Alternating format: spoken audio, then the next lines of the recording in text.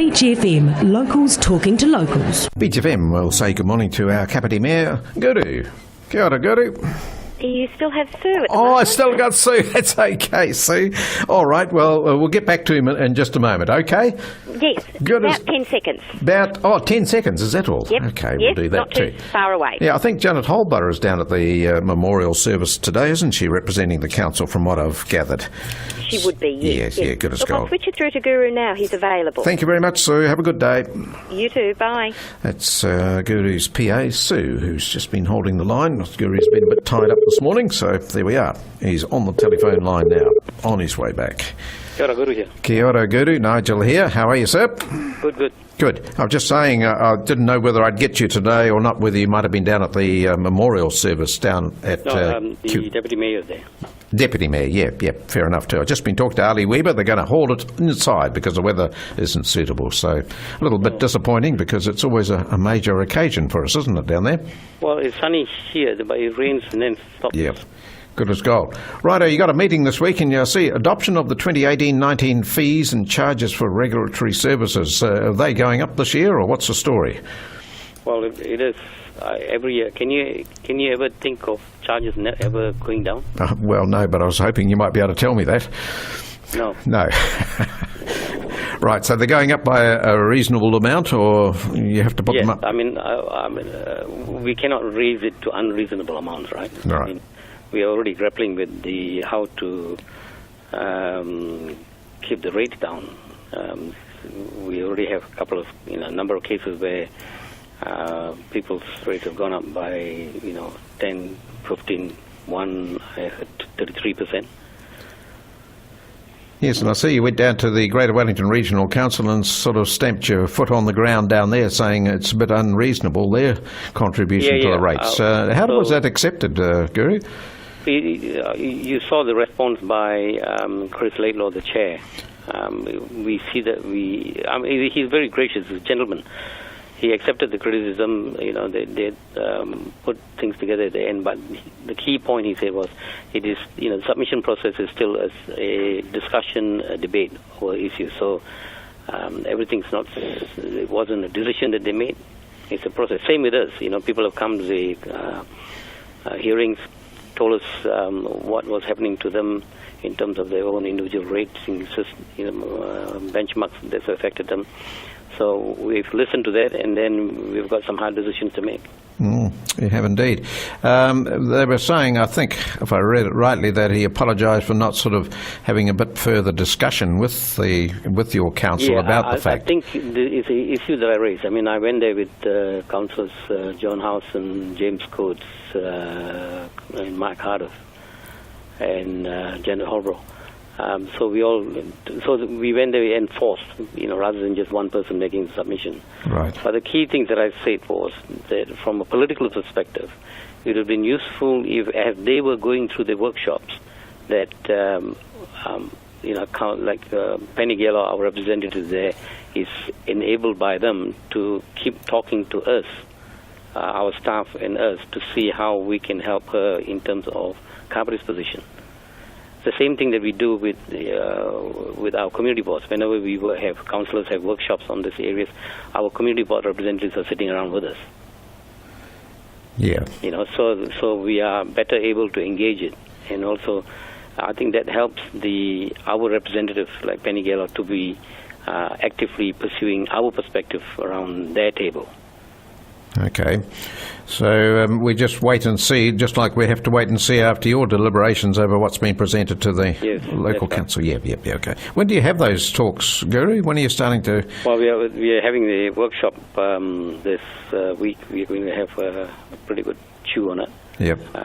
So some serious thinking needs to be done. Yeah, sure. One of the key areas is, of course, moving the road into capital value. That's had a whole lot of anomalies have popped up out of that. When we are overall system we are using is trying to manage the affordability and fairness to everybody. Suddenly you find the anomalies where our attempt to be affordable makes it incredibly unaffordable for some. Okay. So how do we manage that? Yes. One of the arguments that came out was that our job is not to redistribute wealth. There are sort of deep philosophical or ideological positions people have taken over that.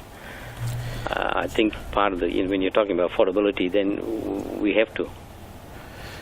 Yes, it's going to be a difficult one, all right. So you get into consultation this week, or committees, and discuss it. We'll sort that out. Right. And then take positions.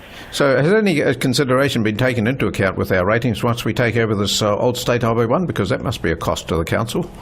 Yeah, I mean, it just adds to our maintenance costs. Okay, so that's